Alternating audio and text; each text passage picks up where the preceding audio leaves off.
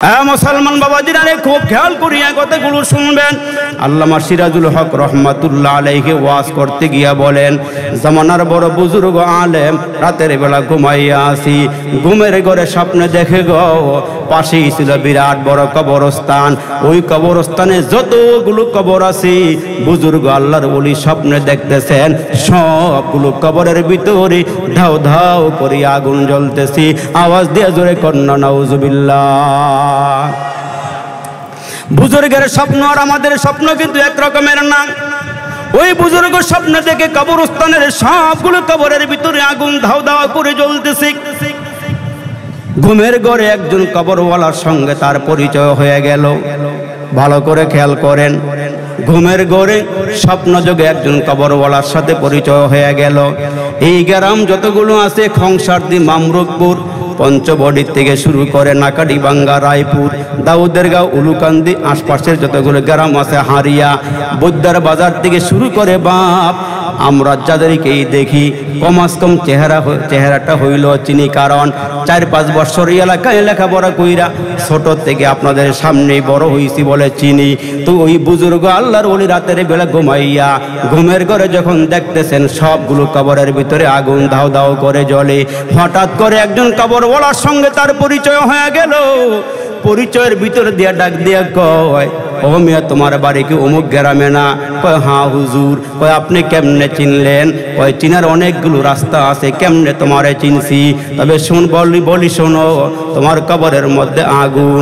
তুমি কি দুনিয়াতে আল্লাহর কথা শোনো নাই, কোরআনের কথা শোনো নাই, আলেমরে তুমি সম্মান করো নাই, আলেমদেরকে তলেব আলেমদেরকে এতিমদেরকে এক মুঠো ভাত খাওয়াও নাই, তুমি কি নামাজ পড়ো নাই, রোজা রাখো নাই, হজ করো নাই, যাকাত দেও নাই? ওই লোকটা ডাক দিয়া কয়, হুজুর অর্থ সম্পদ ছিল আমি কাজে লাগাই নাই, আমার সুটাম দেহ ছিল আমি আল্লাহর ঘরে যাই নাই। ও হুজুর তারেনারে কইরা কইরা জীবনটা কাটাইয়া শেষ করে আসছি।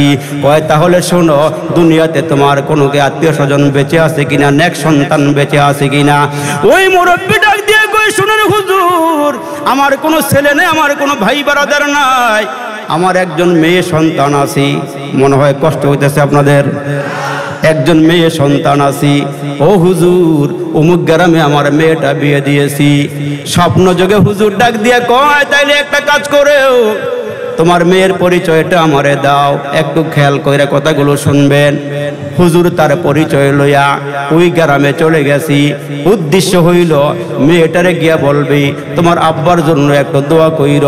সন্তান যখন হাত বাড়াইয়া দেয়, রব্বির হামহুমা কামা রব্বায়ানি সগীরা, বলার সঙ্গে সঙ্গে আল্লাহ কবরের ব্যক্তির আযাব মাফ করে দেয়।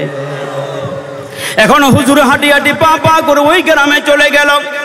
মেয়েটার পরিচয় নিয়ে জানতে পারলো ওই মেয়েটা নদীর ঘাটে গোসল করতে গেছে। গোসল করতে গেল তো আল্লাহর ওলিও বলে আমার সময় নাই, হাঁটি হাঁটি পা পা করে নদীর পারে গিয়ে দেখে মেয়েটা গোসল করে বাড়ির দিকে চলে আসতেছি। বলে আম্মা গো দাঁড়াও, ও আম্মা বাকির আর সামনে আগাইও না, আমি একটা প্রস্তাব নিয়ে আসছি। কয় হুজুর কি প্রস্তাব বলেন? কয় রাতের বেলা ঘুমায় রইলাম, ঘুমের ঘরে স্বপ্নে দেখলাম তোমার আব্বার কবরে জাহান্নামের আগুন ধাও ধাও করিয়া জ্বলতেছে। ও গো মা আমি আসছি তোমার আব্বার জন্য একটু দোয়া কইর, পারলে একটু দান সাদাকা কইর। মেয়েটা ডাক দিয়া কয়, হুজুররা খালি ডিস্টার্ব করে, গোসল করতে আয় হুজুর গো জ্বালায় বাসি না। হাঁটতে হাঁটতে নদীর পারে আইসা গেছে। হুজুর ডাক দিয়া কয়, মা আমারে দান করতে হবে না, আমারে সৎকা করা লাগবে না, তুমি যখন সময় সুযোগ হবে তুমি একটু দান সৎকা কইর। এবার মেয়েটা ডাক দিয়া কয়, হুজুর দাঁড়ান, আপনারে দান সৎকা এখনই কইরা দিতেছি। মেয়েটা নদীর পারে যাইয়া দুইটা হাতকে একসঙ্গে কইরা পেয়ালার মতো বানাইয়া নদীর ভিতরে ঢুকাইয়া দিয়া, পানির ভিতরে ঢুকাই দিয়া কতগুলো হাতের মধ্যে পানি নিয়া হুজুরের দিকে ফিকে মারছি। হুজুরের দিকে ফিকে মাইরা লাঞ্ছনা দেওয়ার জন্য, গঞ্চনা দেওয়ার জন্য, হুজুরের মনে আঘাত দেওয়ার জন্য, কষ্ট দেওয়ার জন্য পানি ছুঁড়ে মারছি। হুজুর কিছু বলে নাই, বলে মাশাআল্লাহ আলহামদুলিল্লাহ আম্মা গো আমি বইলা যাই তোমার আব্বার জন্য একটু দোয়া কইর, পারলে একটু দান সাদাকা কইর। এরে বাপ আল্লাহর ওলি রাতের বেলা ঘরের ভিতরে চলে আসলো।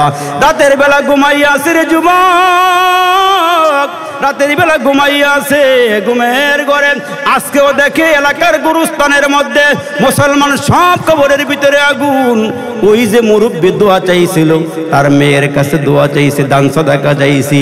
হুজুর জিজ্ঞেস করে, বাপ তোমার কবরও দেখলাম গতকালকে পুরা কবরের ভিতরে আগুন দাও দাও করে জ্বলে, আজকে আগুনটা গেল কই? কয় হুজুর আপনি যে আমার মেয়ের কাছে গিয়ে একটু দোয়ার জন্য হাত বাড়াইছিলেন, ও হুজুর আমার মেয়েটা রাগ কইরা আপনার দিকে একটু পানি মারছিল। কয় হ্যাঁ।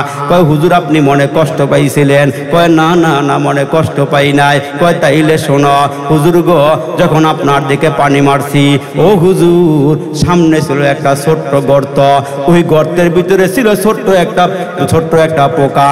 ওই পোকাটা পানির পিপাসায় হাহাকার হইয়া উপরের দিকে মুখটা বাড়াইয়া দিয়া, জিব্বাটা বার করে দিয়া, ছোট্ট জিব্বা দিয়ে আল্লাহকে ডাক দিয়ে বলছিল, আল্লাহ আমার একটু পানি পান করাও। আল্লাহ গলা শুকায়া গেছে, আল্লাহ কলিজা শুকায়া গেছে। হুজুর গো আমার মেয়েটা রাগ কইরা আপনার দিকে যে একটু পানি মারছিল, হুজুর এক ফোঁটা পানি ওই পোকার মুখে ঢুকে গেল, আর পোকাটা পিপাসা দূর হইয়া সঙ্গে সঙ্গে ছোট্ট জিব্বা দিয়ে আল্লাহকে ডাক দিয়ে, আল্লাহ রে যে আমারে পানি পান করাইছে তার 14 গোষ্ঠীর কবরের আযাব মাফ করে দাও।